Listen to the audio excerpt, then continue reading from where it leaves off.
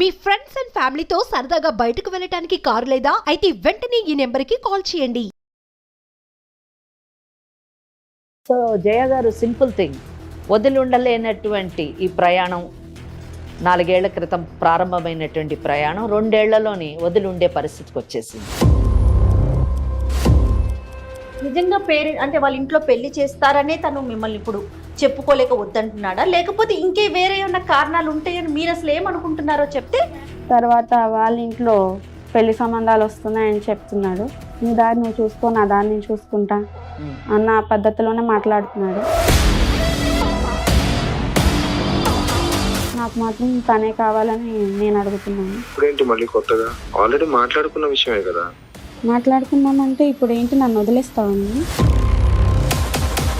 ఇప్పుడు లవ్ చేసుకోవడం, లివింగ్ లో ఉండడం, మళ్ళీ ఏమైనా డిఫరెన్సెస్ వస్తే విడిపోవడం ఎంత కామన్ గా జరిగేదే కదా. ఇంత పెద్ద వింతగా జరిగేది ఏమైనా అవుతుందా? ఇక్కడ ఏం లేదు కదా. ఇది నీకు కామన్ అవ్వచ్చు కదా, నాకు అలా కాదు. నేను నిన్నే ప్రేమించా, నువ్వే కావాలనుకుంటున్నా.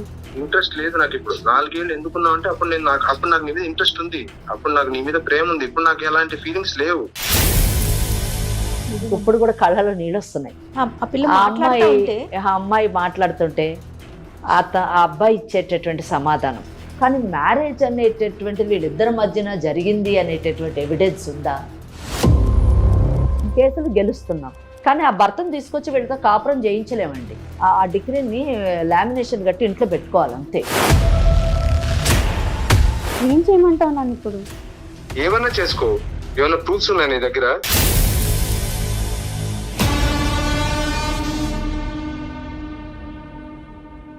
లీగల్ అడ్వైస్ కార్యక్రమానికి స్వాగతం. అమ్మ నమస్తే. నమస్తే అండి. అమ్మ, స్పందన అని ఒక అమ్మాయి మన స్టూడియోకి వచ్చింది. ఓకే. ఇవాళ రేపు పిల్లలు ఎలా ఉన్నారంటే, ముఖ్యంగా యువతమ్మ, సహజీవనం అనేది అదొక ఫ్యాషన్ అయిపోయిందో, అదొక ట్రెండ్గా నడుస్తుందో నాకైతే అర్థం కావట్లేదు. ఆ రిలేషన్లో కొన్ని సంవత్సరాల పాటు కలిసి ఉండటం, తర్వాత లబో దిబోం అంటాం. ముఖ్యంగా ఆడపిల్లలమ్మ, ఇంట్లో వాళ్ళకి చెప్పుకోలేరు, అందుకని ఇక్కడ బ్రతికుండలేరు. ఒక రిలేషన్లో నుంచి బయటికి రాలేకపోతారు. అలాంటి సమస్యతో స్పందన అనే ఒక అమ్మాయి మన స్టూడియోకి వచ్చిందమ్మా. మీ సలహా కానీ లేకపోతే చట్టపరంగా కానీ ఏం చేయగలుగుతామో మీ సలహా సూచనలు కావాలమ్మా. కేసు వినక ముందే నేను చెప్తున్నాను, లివ్ ఇన్ రిలేషన్షిప్ని నేనైతే ఎంకరేజ్ చెయ్యను. యాజ్ ఫర్ ఎస్ అంటే ఈ కేసులో నేను చాలా సీరియస్గానే రియాక్ట్ అవ్వాలనుకుంటున్నాను. నేను ఒక 2-3 ప్రశ్నలు నన్ను నేను ప్రశ్నించుకుంటాను. ఆ ప్రశ్నకి సమాధానం ఒకవేళ పాజిటివ్గా ఉంటే నేను కూడా లివ్ ఇన్ రిలేషన్షిప్ని సపోర్ట్ చేస్తాను. నేను అడుగుతున్నాను, లివ్ ఇన్ రిలేషన్షిప్లోని ఎటువంటి సమాజాన్ని మీరు భావితరాలకు అందించాలని అనుకుంటున్నారు? There is no marriage, there is no security. మీకు రైట్స్, హక్కులు లేవు. అవును. మీకు భద్రత లేదు, పెళ్లి లేదు, సాక్ష్యం లేదు. మీకు ఒకవేళ పిల్లలు పుడితే వాళ్ళకి ఎవరు అమ్మ, ఎవరు నాన్న, వాళ్ళకు ఉండేటటువంటి రైట్స్ ఏంటి, వాళ్ళకి సమాజంలోని ఎటువంటి స్థాయిలో వాళ్ళు పెరగాలి, వాళ్ళు క్రిమినల్స్ కావాలా లేకపోతే సైకిక్ పేషెంట్లు కావాలా? అంటే ఏ సమాజాన్ని మీరు భావితరాలకు అందించాలనుకుంటున్నారు? పెళ్ళి అనే కాన్సెప్ట్ లేకుండా, కుటుంబం అనే కాన్సెప్ట్ లేకుండా, భార్యాభర్తల అనుబంధం అనేటటువంటిది లేదా భద్రత లేనటువంటి సమాజాన్ని మీరు ఇచ్చినప్పుడు, let us think that live in రిలేషన్షిప్ని నేను సపోర్ట్ చేశాను అనుకుందాం, అందరం సపోర్ట్ చేసాం అనుకుందాం.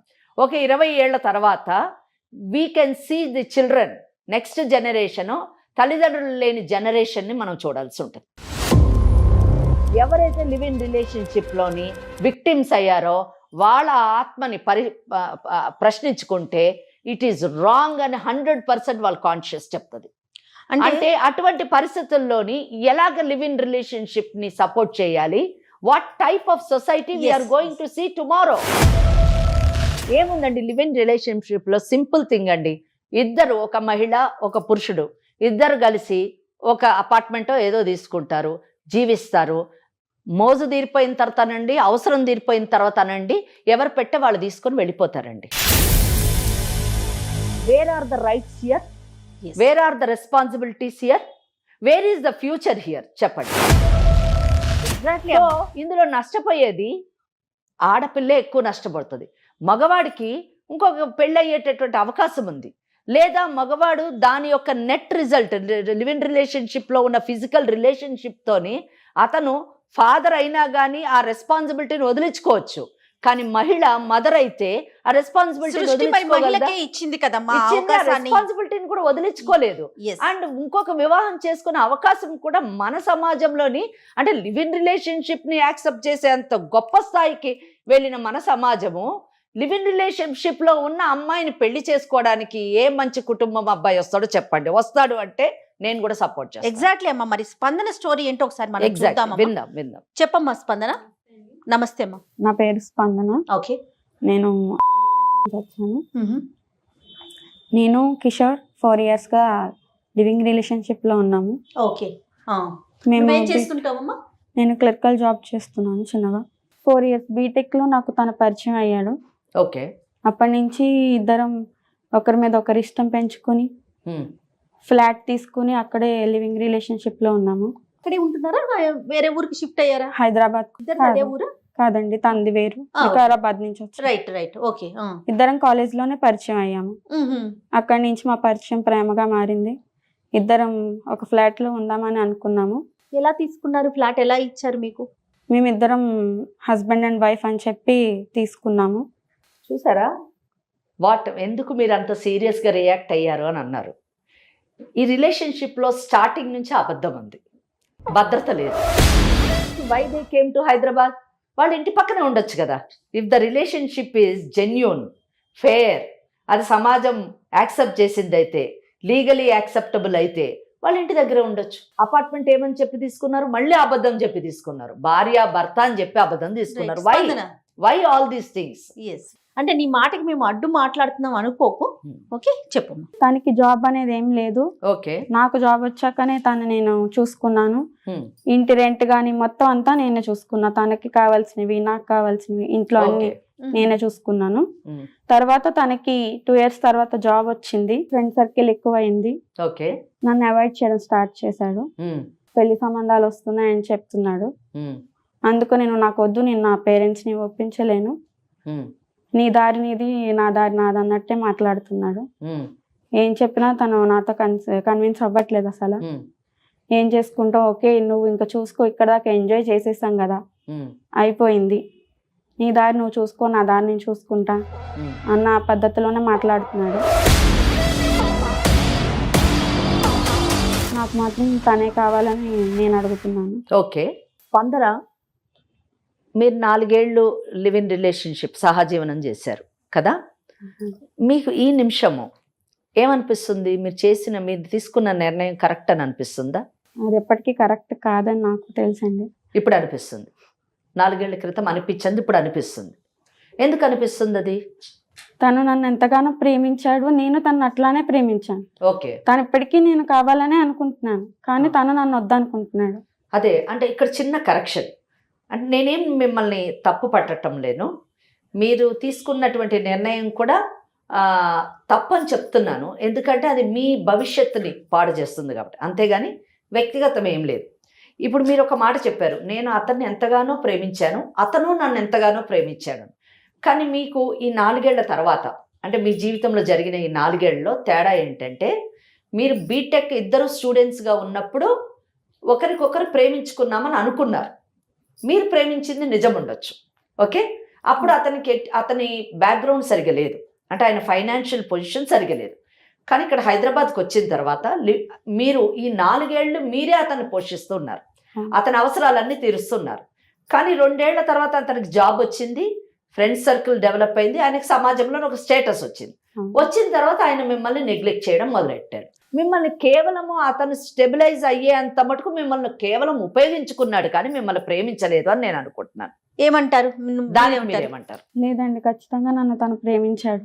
నిజంగా పేరెంట్ అంటే వాళ్ళ ఇంట్లో పెళ్లి చేస్తారనే తను మిమ్మల్ని ఇప్పుడు చెప్పుకోలేక వద్దంటున్నాడా, లేకపోతే ఇంకే వేరే ఏమన్నా కారణాలు ఉంటాయని మీరు అసలు ఏమనుకుంటున్నారో చెప్తే? క్యాస్ట్ ఫీలింగ్ ఉందంటున్నాడు. వాళ్ళ పేరెంట్స్ కి చెప్పినా అసలు ఒప్పుకోరు. మీ క్యాస్ట్ వేరు, మా క్యాస్ట్ వేరు, ఎట్లా ఒప్పుకుంటారు? మరి మీరు పరిచయం అయిన కొత్తలోని మీరిద్దరు సహజీవనం చేసేటప్పుడు ఇవన్నీ ఆలోచించలేదా? క్యాస్ట్ కానివ్వండి, ఫైనాన్షియల్ స్టేటస్ కానివ్వండి, ఫ్యామిలీ బ్యాక్గ్రౌండ్స్ కానివ్వండి, ఇవన్నీ ఆలోచించలేదా? అవన్నీ చూసి ఎవరు లవ్ చేయరు కదా మేడం. అవును, కానీ పెళ్లికైతే అవన్నీ కావాలి కదా. ఇప్పుడు ఆయన చెప్పేది అదే కదా, అంతే కదా. మిమ్మల్ని ఇప్పుడు మీరు పెళ్లి చేసుకోమని కదా అడుగుతున్నారు. అవునండి. మరి పెళ్లి చేసుకోవడానికి నాకు ఇష్టం లేదు, ఎందుకంటే నీ క్యాస్ట్ వేరు మా క్యాస్ట్ వేరు అంటున్నారు. కానీ నాకు ఆ ఫీలింగ్ ఏం లేదు కదా. మీకు లేదు, అతనికి ఉంది కదా. ఎట్లాగైనా తను నన్నే పెళ్లి చేసుకోవాలనే నేను మిమ్మల్ని పెళ్లి చేసుకోవాలని. మరి అదెందుకు మీరు బిగినింగ్లోనే 4 years బ్యాకే నన్ను పెళ్లి చేసుకున్న తర్వాత మన ఇద్దరం కలిసి ఉందామని ఎందుకు చెప్పలేదు? సెటిల్ అవ్వాలి. మరి సెటిల్ అవ్వనంత మటుకు మీరు మీ ప్లేస్లో మీరుండి ఆయన ప్లేస్లో ఆయన ఉండి మనం సెటిల్ అయిన తర్వాత పెళ్లి చేసుకుందామనే ఒక కండిషన్ అయితే మీరు పెట్టాలి కదా. సో జయ గారు, సింపుల్ థింగ్, వదిలి ఉండలేనటువంటి ఈ ప్రయాణం 4 ఏళ్ల క్రితం ప్రారంభమైనటువంటి ప్రయాణం 2 ఏళ్లలోని వదిలి ఉండే పరిస్థితికి వచ్చేసింది. సో అతను వదిలి వెళ్ళిపోయాడు. సరే, ఇప్పుడు లీగల్ అడ్వైస్కి ఎందుకు వచ్చావు నువ్వు చెప్పు. నా ఫ్రెండ్స్ కి నా కొలీగ్స్ కి మేమిద్దరం హస్బెండ్ అండ్ వైఫ్ మాత్రంగానే తెలుసు. మేము ఫ్లాట్ కూడా అట్లానే చెప్పి తీసుకున్నాం. అతని ఫ్రెండ్స్ కమ్మా? అతని ఫ్రెండ్స్ కి కూడా తెలుసు. సేమ్ ఇట్లా మీరిద్దరు వైఫ్ అండ్ హస్బెండ్ అనే? హస్బెండ్ అని వైఫ్ అండ్ హస్బెండ్ అనే తెలుసు. Okay okay. మా ఇంట్లో ఇప్పుడు నేను ఇదంతా చెప్పలేను కదా మేడం. మీ ఇంట్లో చెప్పలేవు, మరి వాళ్ళ ఇంట్లో తెలుసా? వాళ్ళ ఇంట్లో ఏమని తెలుసు? అసలు మీ ఇద్దరు కలిసి ఉంటున్నారని తెలుసా? ఏమీ తెలియదు మేడం. కలిసి ఉంటున్నారని కూడా తెలియదు. ఇద్దరి ఇంట్లో మేము కలిసి ఉంటున్నామని ఏ ఫ్యామిలీకి కూడా తెలియదు. ఇప్పుడు అసలు అతను ఏమంటాడు ఫైనల్ గా? నీ క్యాస్ట్ వేరు కాబట్టి నాకు పెళ్లి సంబంధాలు వస్తున్నాయి, నేను నా పేరెంట్స్ చెప్పిన మాటే వింటాను, అక్కడే చూసుకుంటాను అన్నట్టే మాట్లాడు. నిజమేనంటావా? అది నీకేమనిపిస్తుంది? అంటే తనకి లేట్ నైట్స్ కూడా కాల్స్ వస్తూ ఉంటాయి. అది తన టీంలో ఒక మెంబర్ అని ఒక అమ్మాయి అని తెలిసింది. ఓకే. ఎప్పుడు చాట్ చేస్తూ ఉంటాడు, ఫోన్ కాల్స్ మాట్లాడుతూ ఉంటాడు, బయటకు వెళ్ళిపోతాడు. మరి నువ్వు అడిగావా ఎప్పుడైనా ఎందుకు నువ్వు ఇట్లా బయటకు వెళ్తున్నావు, ఎవరు నీకు ఫోన్ చేస్తున్నారు ఏంటనేసి? లేదు, అదేమీ నేను అడగలేదు. నువ్వు ఇంకేమీ మాట్లాడవా? అతన్ని ఏమి అడగవా? అడగలేదు మేడం. అడగలేదు. ఆ అమ్మాయి దేనికి వచ్చింది మన దగ్గరికి? ఎట్లయినా ఆ అబ్బాయే కావాలి మేడం, నన్ను కల్పించండి, ఒకసారి మేడంతో మాట్లాడించండి అని చెప్పి వచ్చిందమ్మా. కల్పించండి అంటే ఏంటి ఆమె ఉద్దేశము? అంటే ఇంకొన్ని రోజులు లివ్ ఇన్ రిలేషన్షిప్ లో ఉండాలనా? అంటే ఇప్పుడు ప్రెసెంట్ మ్యారేజ్ కి వెళ్ళాలని అనుకుంటుంది తను ఎప్పుడైతే పెళ్లి అని అడిగిందో అప్పుడు అటువైపు నుంచి రివర్స్ అయ్యాడు అనమాట. అప్పటి వరకు అతను ఓకే. పెళ్లి అంటే ఓకే, మనం ఏదో మాట్లాడొచ్చు గానీ. అవునవును. బట్ కల్పించండి అంటే మనము ఇంకొక 4 సంవత్సరాలు మీరు కలిసి ఉండడానికి మనం ఇక్కడ ఇదైతే వేదిక కాదమ్మా. అలాంటి విషయాలకైతే సుమన్ టీవీ గానీ మీరు కానీ నేను కానీ మనం వేదిక కానే కాదమ్మా. అందులో ఎలాంటి సమస్య లేదు. అబ్బాయితో మాట్లాడమనండి, మనకు అర్థమైపోతుంది ఏంటి అసలు ఆ అబ్బాయి ఏ విధంగా స్పందిస్తున్నాడు ఆమె పట్ల, అసలు ఆ అబ్బాయి ఫ్యూచర్ ఇంట్రెస్ట్ ఏంటి, అసలు ఈమె పొజిషన్ ఏంటి. ఎందుకంటే ఈ అమ్మాయి గట్టిగా ఇందాక నేను మాట్లాడినప్పుడు చాలా గట్టిగా చాలా కాన్ఫిడెంట్ గా ఏం చెప్పిందంటే, ఆయన నన్ను ప్రేమించాడు, మేమిద్దరం పరస్పరం ప్రేమించుకున్నామన్నాడు. ఆ ప్రేమ ఎంత మటుకు కరెక్ట్, అది ప్రేమ లేకపోతే అవకాశం తీసుకున్నాడు, అవకాశవాది అతను అన్నది మనకు ఆ మాటల్లో అర్థమవుతుంది. Let her talk to him. మాట్లాడతావమ్మా, ఒకసారి ఫోన్ చేస్తావా? అదే ఒకటి జయ, మీరు అడిగారు కదా, నేను కూడా ఇక్కడ ఈ మధ్యకాలంలో ఎక్కడ విన్నాను, లివ్ ఇన్ రిలేషన్షిప్ లో వెళ్లే ముందు ఒక అగ్రిమెంట్ రాసుకుంటాము, దాంట్లో టర్మ్స్ అండ్ కండిషన్స్ ఉంటాయంటే. ఒకటి మాత్రము చాలా బాగా గుర్తుపెట్టుకోవాల్సిన విషయము, ఎనీథింగ్ ఇల్లీగల్, చట్టానికి విరుద్ధమైనటువంటి ఏ పనైనా, సమాజం ఆమోదించినటువంటి ఏ పనైనా అది అగ్రిమెంట్ చేయండి, డాక్యుమెంట్ చేయండి, దట్ ఈస్ ఇన్వాలిడ్. ఏంటమ్మా ఫోన్ కాల్ మళ్ళీ ట్రై చేయి, లేదంటే వేరే నెంబర్ నుంచి ఏదన్నా ట్రై చేసి చూద్దాం. అదే నీ ఫోన్ అని పిక్ చేయట్లేదేమో, ఇంకా ఫోన్ ఎత్తరు. ఉన్న బాధ అది. హలో హలో కిషోర్, ఎక్కడున్నావు? ఆఫీస్ లో ఉన్నాను స్పందన. ఆఫీస్ లో ఉన్నావా? నీతో కొంచెం మాట్లాడాలి. ఏం మాట్లాడాలి? మన పెళ్లి గురించి. ఆల్రెడీ మాట్లాడుకున్నాం కదా చాలా సార్లు. నీ నుంచి కరెక్ట్ గా సమాధానం కావాలి నాకు. ఇప్పుడేంటి మళ్ళీ కొత్తగా? ఆల్రెడీ మాట్లాడుకున్న విషయమే కదా. మాట్లాడుకున్నామంటే ఇప్పుడు ఏంటి, నన్ను వదిలేస్తావా? నువ్వు ఏమైంది? ఆల్రెడీ చెప్పాను కదా. చెప్తే సరిపోతుందా? మరి ఇన్నాళ్ళు మనం చేసింది ఏంటి? కాదు, ఇప్పుడు నువ్వు నీ లైఫ్ లో చేంజెస్ రావా? నువ్వు నీ లైఫ్ ఎప్పుడు ఒకలాగే ఉంటుందా? కొత్త ఆపర్చునిటీ వచ్చినా, లేకపోతే నీకు ఏదైనా లైఫ్ లో ఇంకొంచెం బెటర్ ఆపర్చునిటీ వచ్చినా నువ్వు తీసుకోవా? ఎందుకు తీసుకుంటాను? నేను నిన్నే కదా చూస్ చేసుకుందాం అని ఫిక్స్ అయ్యాక ఇంకొక ఇప్పుడు నేను అలా లేను కదా, నేను మారిపోయిన వ్యక్తిలా ఉన్నాను కదా, ఇప్పుడు నేను అలా లేను కదా. ముందు అలా ఉన్నవాడు ఇప్పుడు ఎందుకు అట్లా మారిపోయావు నువ్వు? మార్పులు వస్తాయి కదా, మనిషి అన్నాక మారకుండా ఉండరు కదా. ఏంటి ఇలాంటి మార్పులా? జరుగుతుంది, అలాంటి మార్పులు వస్తూ ఉంటాయి కదా మనిషిలో. ఇప్పుడు మరి నన్ను ఏం చేయమంటావు? నేను నా పేరెంట్స్కి ఏం చెప్పలేదు, నువ్వు నీ పేరెంట్స్ మాట వింటాను అంటే ఇప్పుడు నేనేం చేయాలి? నా పేరెంట్స్ కూడా ఒప్పుకోవట్లేదు, మీ ఇంట్లో కూడా ప్రాబ్లమే, అందుకని అంటున్నాను. ఇద్దరికి మంచిదే కదా.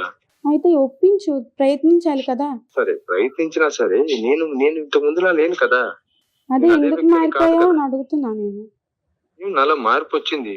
ఇప్పుడు నీలో కూడా మార్పులు వస్తాయి కదా. నువ్వు అలాగే ఉండిపోతావా ఏంటి? ఇంకో 5 ఏళ్ళ తర్వాత ఇలాగే ఉంటావా? అంటే నీకు బెటర్ జాబ్, బెటర్ అమ్మాయి అందరు దొరికితే నన్ను వదిలేస్తావా? మరి ఇన్నాళ్ళు నేను నీకు చేసింది ఏంటి? ఏం పెద్ద విషయం కాదు కదా, ఇదంతా జరిగేదే కదా, అందరి లైఫ్ లో జరిగేదే, కొత్తగా ఏం జరగట్లేదు కదా. ఇది పెద్ద విషయం కాదంటావేంటి? ఇప్పుడు లవ్ చేసుకోవడం, లివింగ్ లో ఉండడం, మళ్ళీ ఏమైనా డిఫరెన్సెస్ వస్తే విడిపోవడం, ఎంత కామన్ గా జరిగేదే కదా. ఇంత పెద్ద వింతగా జరిగేది ఏమైనా అవుతుందా? ఇక్కడ ఏం లేదు కదా.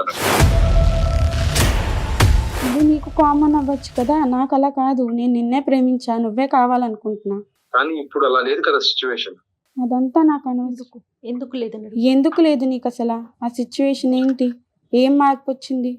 దేనికోసం ఇలా మారిపోయావు? నాకొద్దు నువ్వు. ఇప్పుడు నువ్వు ఇష్టపడడానికి రీజన్ ఉండదు, అలాగే వద్దనుకోవడానికి కూడా రీజన్ ఏమి ఉండదు కదా. మరి 4 ఏళ్ళు ఎందుకున్నావు? ఇంట్రెస్ట్ లేదు నాకు ఇప్పుడు. 4 ఏళ్ళు ఎందుకున్నావు అంటే అప్పుడు నాకు నీ మీద ఇంట్రెస్ట్ ఉంది, అప్పుడు నాకు నీ మీద ప్రేమ ఉంది. ఇప్పుడు నాకు ఎలాంటి ఫీలింగ్స్ లేవు.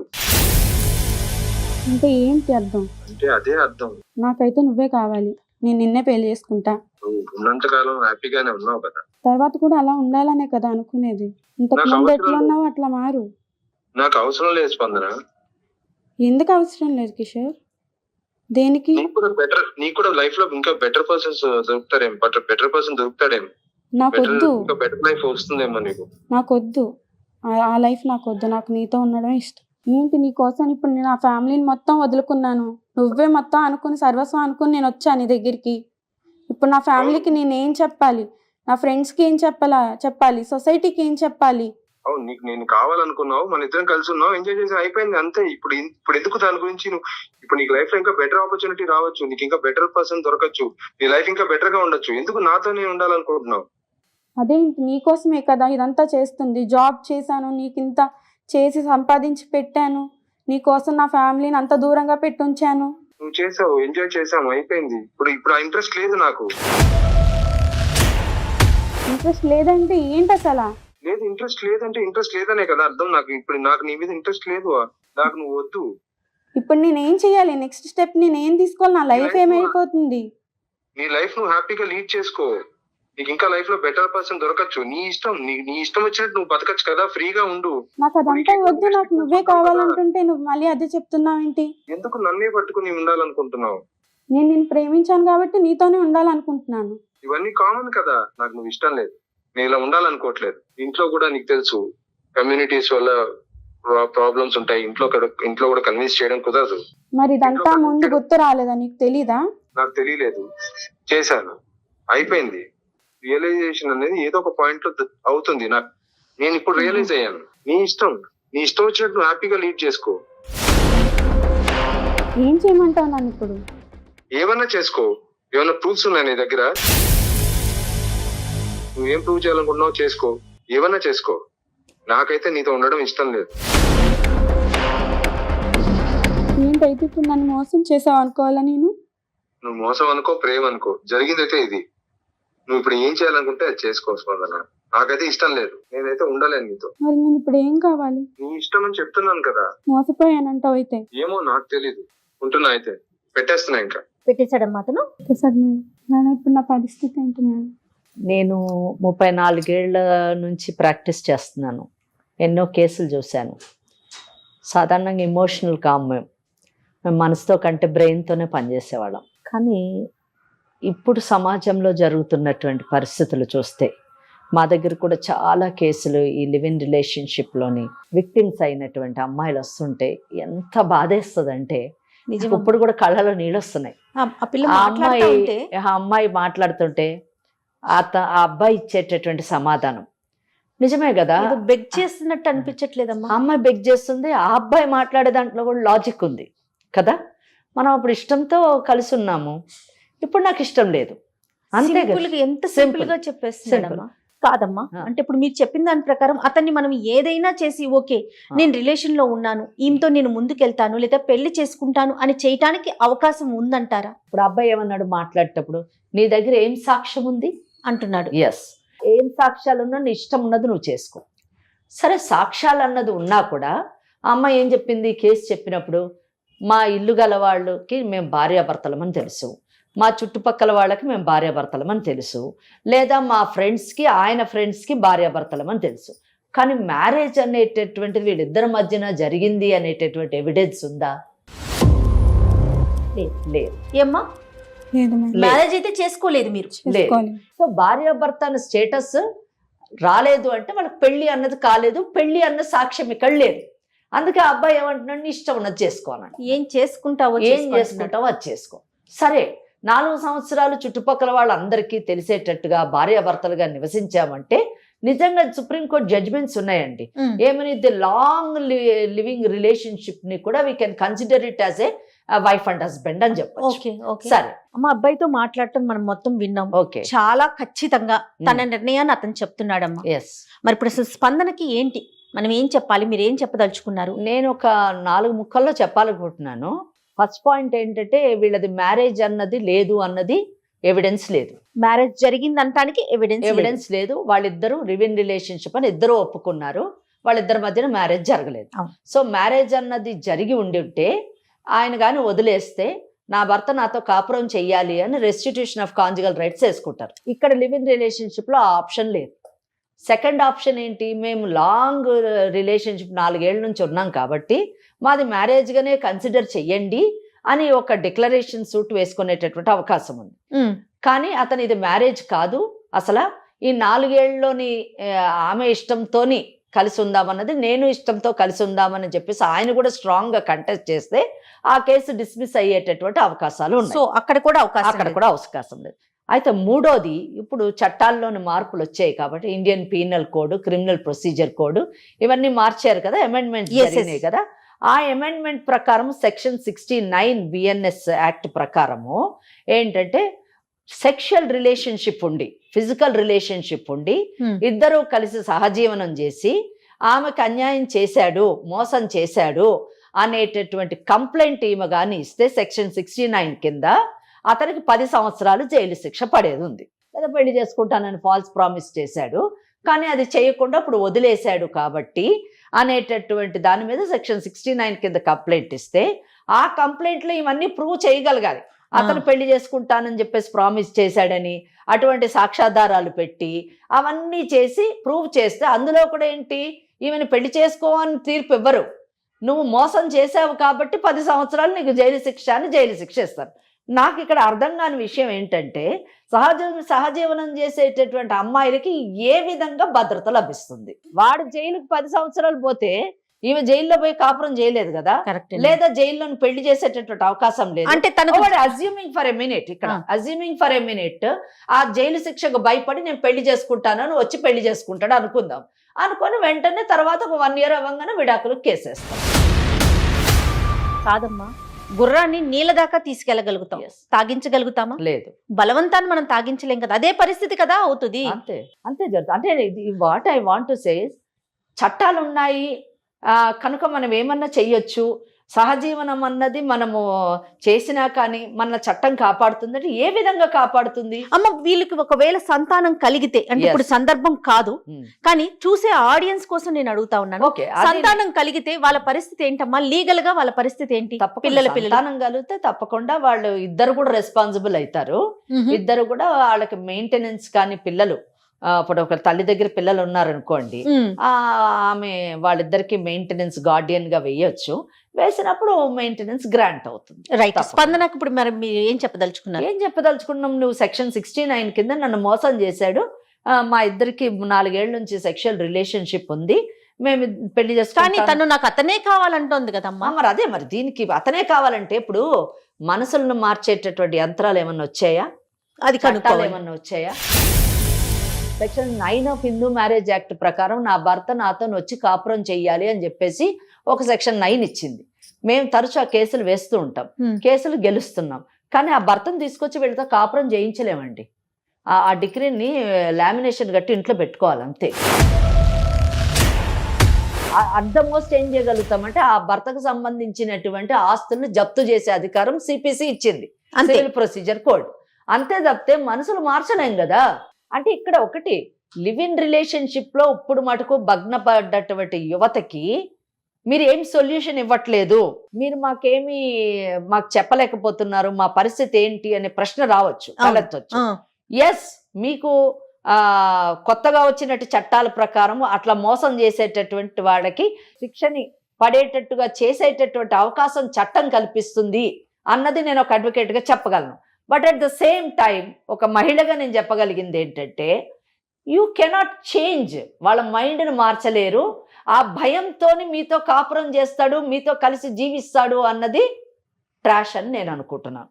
వందన, మేడం చెప్పిన పూర్తిగా విన్నావు నువ్వు. చెప్పు మరి నీ ఒపీనియన్ ఏంటి?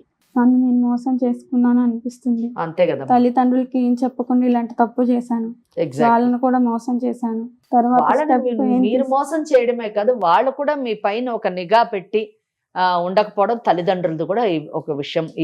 ఇటువంటి కేసుల్లోని వాళ్ళు కూడా జాగ్రత్తగా ఉండాలండి.